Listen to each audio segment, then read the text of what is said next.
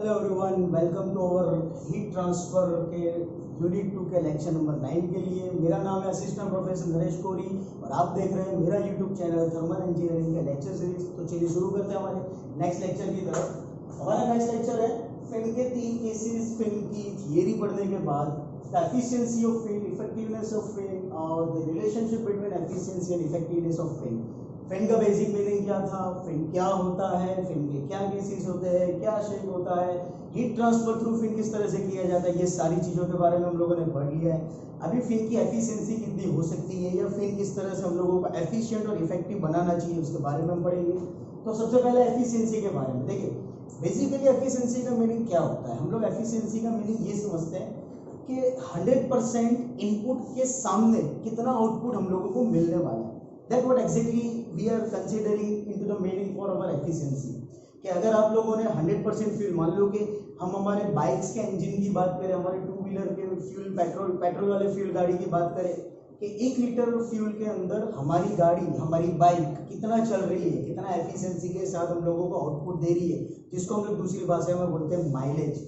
उस माइलेज के कंसिडरेशन में हम ये निकालते हैं कि हमारा इंजन इतना एफिशिएंट काम कर रहा है। फॉर एग्जांपल, मान लो कि कोई बाइक है जो आप लोगों को एटलीस्ट 70 किलोमीटर पर लीटर की एवरेज दे रही है, तो आप लोग बोल सकते हो कि आप लोगों के इंजन की, आप लोगों के बाइक के इंजन की एफिशिएंसी अच्छी है with compare to your sports bike जिसकी माइलेज कैपेसिटी कम है। तो वो एफिशिएंसी होगी कि आप लोगों ने 1 लीटर फ्यूल को इनपुट के तौर पर आपके इंजन के अंदर डाला है और वो इनपुट के सामने आप लोगों को कितना आउटपुट मिल रहा है, मतलब कि आप लोगों को माइलेज कितनी मिल रही है, आप लोगों को इंजन का परफॉर्मेंस कैसे मिल रहा है, वर्किंग कैसे मिल रहा है। उसी तरह से एफिशिएंसी फिन के लिए क्या होती है। देखो, फिन की एफिशिएंसी डेफिनेशन कुछ इस तरह से बनेगी that the efficiency of fin, the symbol of your efficiency is eta F. You know, fin हम लोग सफिक्स में लिखेंगे सिंबल के तौर पर, तो ईटा एफ मतलब efficiency of fin. It is defined as the ratio of, कभी भी कोई भी डेफिनेशन अगर याद रखनी है ना तो उसका सिंपल वे है, उसका एकदम इजी में इजी रास्ता है कि फॉर्मूला याद रखो। कभी भी आप लोगों को डेफिनेशन बनानी है ना तो फॉर्मूला के बेस पर आप इजीली अपने टर्मिनोलॉजी का डेफिनेशन आप बना सकते हो। जैसे मैं एफिशिएंसी की डेफिनेशन आपको बना के दिखाता हूं। That efficiency of fin, it is defined as the ratio of actual heat transfer rate from fin. The efficiency of fin can be defined as the ratio of actual heat transfer rate from fin to the, ratio में है तो उसको terminology use किया जाता है to the actual heat transfer rate from the fin to the maximum possible heat transfer rate from fin. देखिए, losses सब जगह पर है, ऐसा कोई इंजन नहीं है, ऐसा कोई डिवाइस नहीं है जो आपको 100% एफिशिएंसी देगा। मतलब अभी तक हम लोगों ने फिन के अंदर जो भी पढ़ा उसके अंदर ये चीज भी आ जाएगी कि आप लोगों को फिन के अंदर भी लॉसेस मिलने वाले हैं। ठीक है, तो वो जो लॉसेस आप लोगों को मिल रहा है that is your actual condition. आप लोगों को लॉसेस के साथ में जो आउटपुट मिल रहा है that is your actual condition. लेकिन अगर आप लॉसेस को नेग्लेक्ट कर दो, तो अगर आप लॉसेस को नेग्लेक्ट कर रहे हो तो वो आपकी थियरिटिकल कंडीशन हो जाएगी। जैसे कि आप लोगों ने इंजीनियरिंग थर्मोडायनेमिक्स में पढ़ा था PMM1, perpetual motion machine of first kind on the basis of your first law of thermodynamics. कि अभी हम लोग एक ऐसा मशीन सोच सकते हैं कि जिसके अंदर हम लोगों को 100% एफिशिएंसी मिलेगी, बट प्रैक्टिकली तो ऐसा है नहीं। वही कंसेप्ट आप लोगों के फिन के अंदर आएगा, वो सेम कंसेप्ट हम लोग यहाँ पर अप्लाई करेंगे। कैसे कि फिन का यूज हम लोग एक्सटेंडेड सरफेस जिसको बोलते हैं उसका यूज हम लोग करते हैं to increase the rate of heat transfer. अभी रेट ऑफ हीट ट्रांसफर बढ़ाने के लिए आप लोगों ने फिन का यूज तो कर लिया, लेकिन इट इज नॉट पॉसिबल कि वो आप लोगों को 100% एफिशिएंसी के साथ में काम देगा या 100% एफिशिएंसी के साथ में आप लोगों को आउटपुट देगा। फॉर एग्जांपल, हम लोग बात करें हमारे बाइक्स के इंजन की। हमारे बाइक्स के इंजन के ऊपर, सिलेंडर के ऊपर जो भी एक्सटेंडेड सर्फेसिस होती है, वो एक्सटेंडेड सर्फेसिस देने का मतलब ये होता है कि जब हमारा व्हीकल रनिंग कंडीशन पर है, जब सिलेंडर का temperature 700 degree to 800 degree celsius temperature है, तो whatever the air is coming towards your fins, जो भी एयर आप लोगों की फिन्स के साथ में स्ट्राइक करेगी, इट इज नॉट नेसेसरी कि उसकी 100% कूलिंग इफेक्ट आप लोगों की फिन को मिलेगी। क्यों? क्योंकि लॉसेस होगा। लॉसेस कहां पर होगा? तो फिन हीट गेन करेगा फिर लूज करेगा। ये जो लॉसेस हो रहा है that is your actual condition. और अगर हम ये मान लें कि हम लोगों ने जो भी एटमॉस्फेरिक एयर आपके फिन के साथ में डायरेक्ट कांटेक्ट में लेकर के गए, जो आप लोगों के हीट ट्रांसफर के लिए यूज हो रहा है, जस्ट कंसीडर दैट कि वो कभी गर्म ही नहीं हो रहा है, वो ठंडा का ठंडा रहेगा। That is not possible practically.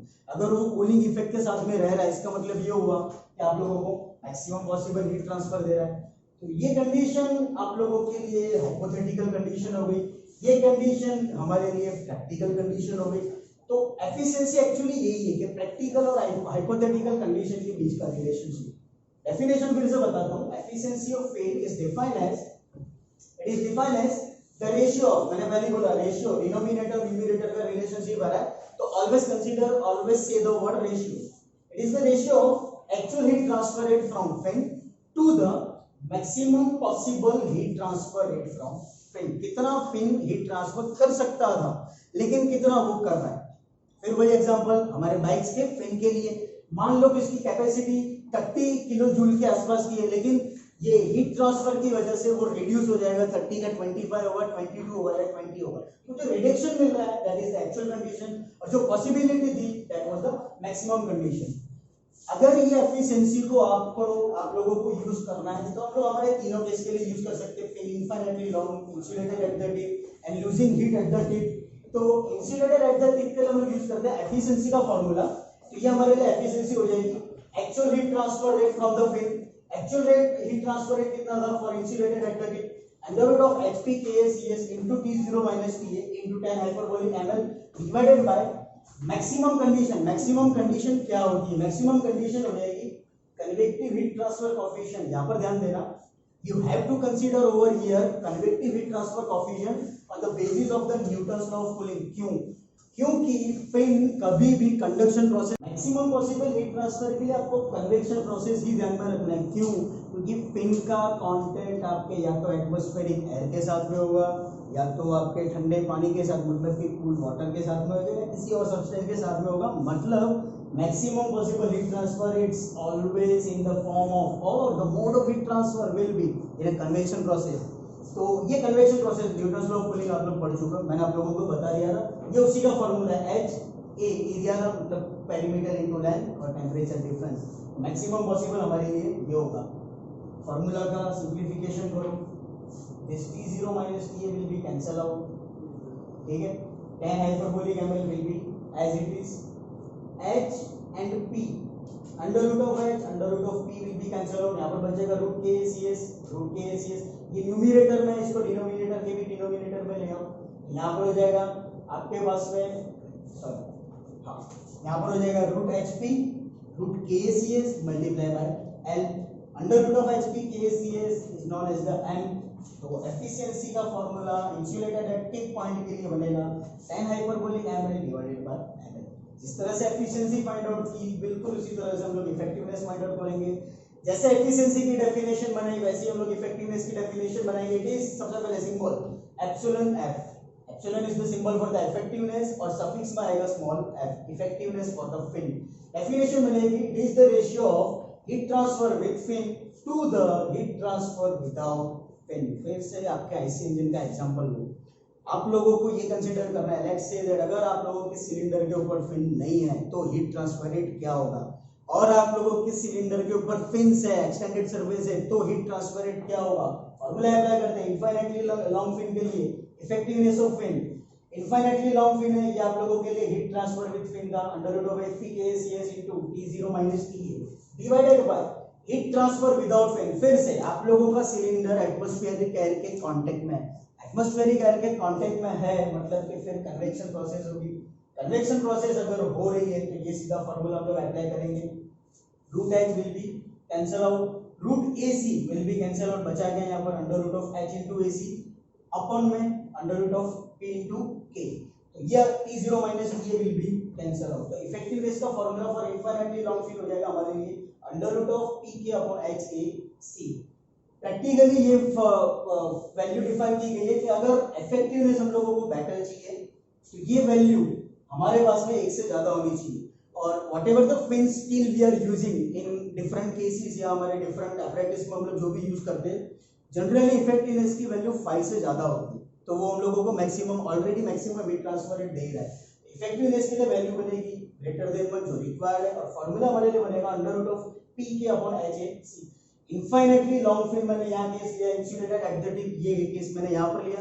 Exam में तुम लोगों को 3 मार्क्स का सवाल है, एग्जाम में तुम लोगों को कोई भी केस पूछ सकते हैं that define the efficiency formula and effectiveness formula for fin losing heat at the tip। तो करना सिर्फ इतना है, तुम्हारा जो न्यूमरेटर है वो चेंज होगा। जो हम लोगों ने heat transfer rate find out किया था वो फॉर्मूला यहाँ पर आएगा। Your denominator for both the case will be same, सिर्फ न्यूमरेटर में चेंज आएगा, वो चीज ध्यान में रखना।